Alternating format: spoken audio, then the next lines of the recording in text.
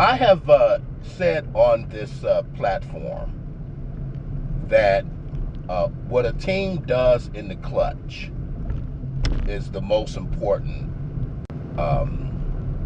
essentially the most important thing on the basketball court.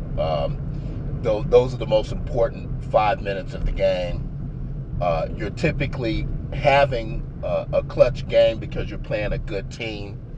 And a great player's job is to lead a team to victory.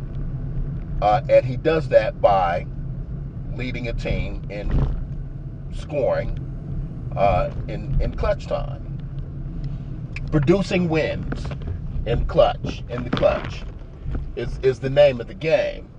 And it really doesn't matter, not a hell of a lot, what one does during the rest of the game. I won't say it doesn't matter, it's just not as impactful. Okay? It's just not as impactful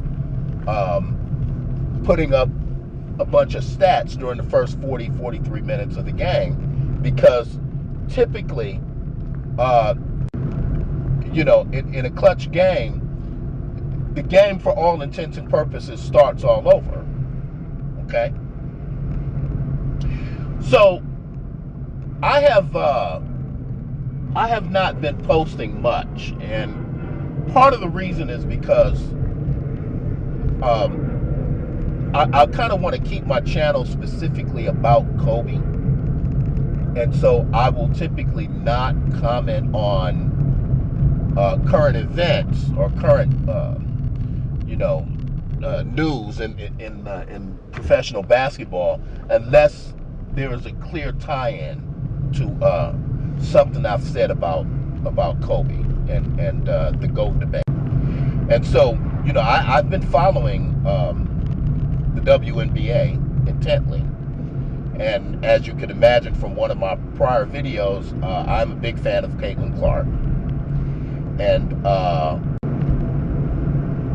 but I have resisted extending my channel to, those, different types of subject matters, because it's not clearly about Kobe. But with yesterday's victory over the Connecticut Sun, I think a sort of a watershed moment has occurred, and that moment does allow me to tie what Caitlin is doing for the Indiana Fever to Kobe Bryant. And that is that the Indiana Fever, number one, are one game off of 500. I've said in the past, a great player should almost always get his team to 500. Okay? Number two, the Indiana Fever are since June 1st, the Indiana Fever are the league's very best team in the clutch. The Indiana Fever are 11-3 in the clutch. Okay? And that is opposed to 10-16 last year. Okay? There's only one difference on the team. Aaliyah Boston was on the team last year. Kelsey Mitchell was on the team last year. Erica Wheeler was on the team last year. Alyssa Smith was on the team last year. Lexi Hall was on the team last year. So you have a situation wherein one player makes a dramatic difference in the trajectory of the team. Okay? Caitlin Clark is being defended very aggressively. And she's being, it's statistically provable, she's being blitzed more than any other player in the league. And she, and quite frankly, some of her own teammates have at times frozen her out. Just simply refused to pass her the ball in the half court set. This is a dynamic that occurred during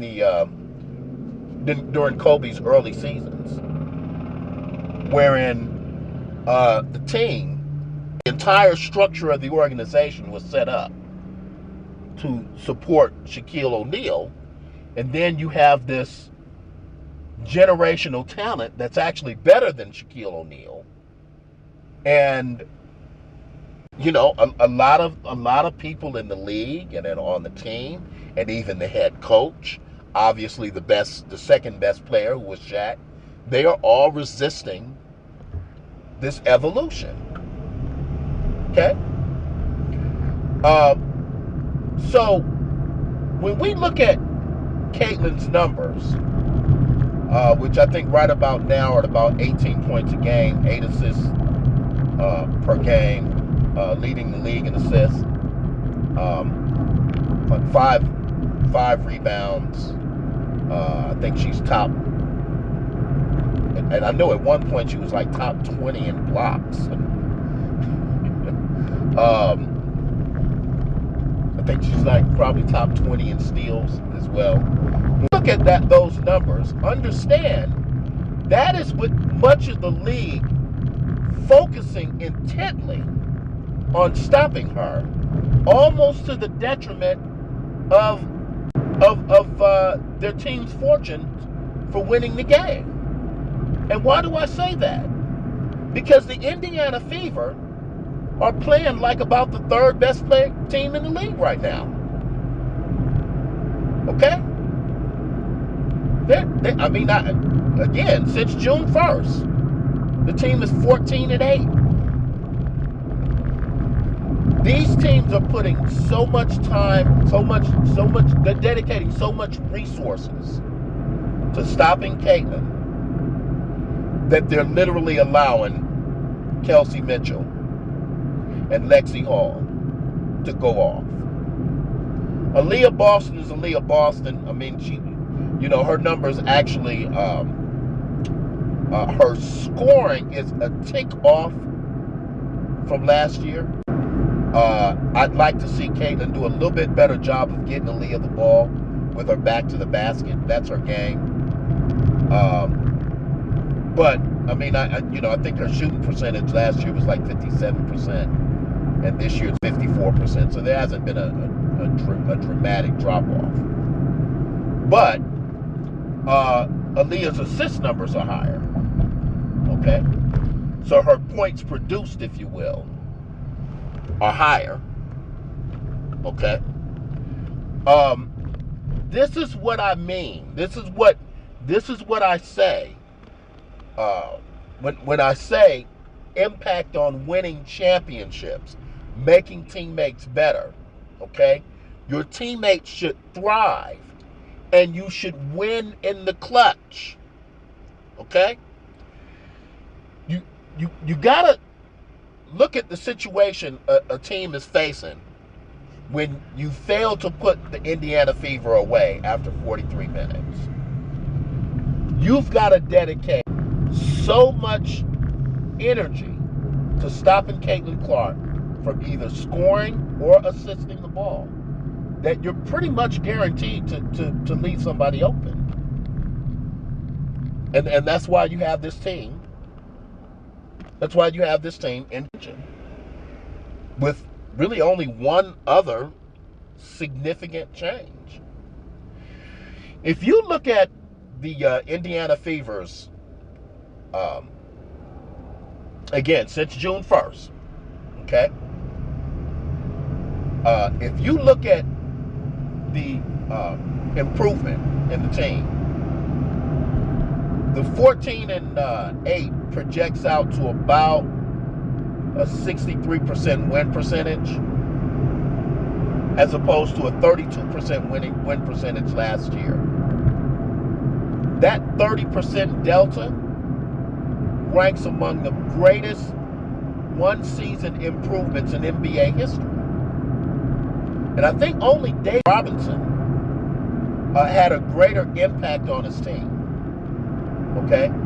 And the season isn't even over yet. So, the point that I want to make on this is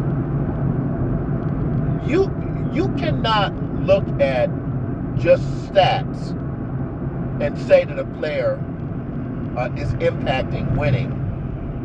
The stats don't tell the whole story, because if stopping the team's best player causes you to lose the game, what difference does it make? I mean, you know, I heard I was listening to Caitlin's first game, like a live stream, and you know, I'm one of the new fans, so I was listening to you know, a podcast, so I can't tell you his name, but this guy said that he thought that Caitlin Clark could potentially lead the WNBA in both scoring and assists. Okay? And I actually think that she could. I actually think that she could. If her teammates were if this was Iowa, basically, if this was Iowa, and the team just made a concerted effort to maximize her, she probably would be averaging like 30 points a game, and at least the same number of assists. Okay, but would the team be as good? You know, so this is what I mean: impact on winning. Okay, impact on winning. You've got to look at how the team performs, what is going on with the other teammates. Are the other teammates excelling? You know, LeBron fans, they think it's a flex that LeBron's teammates don't perform well when they play with him. It's not a flex. It means you're going to lose. You know, so sorry I haven't been playing more frequently. I did promise one of my subscribers that I was going to do a video this week, and so I'm definitely going to start full time, start back more consistently when the NBA season starts. And you know, as I told him, I'm working on freeing myself of my day job so that I can do what I really, really want to do, which is this, you know, and post on a regular basis. And obviously, posting is the key to growing a YouTube channel. So, you know, I know that, and I recognize that, and I'm looking forward to being able to do that. So, thank you very much. Like, comment, subscribe. Have a good day.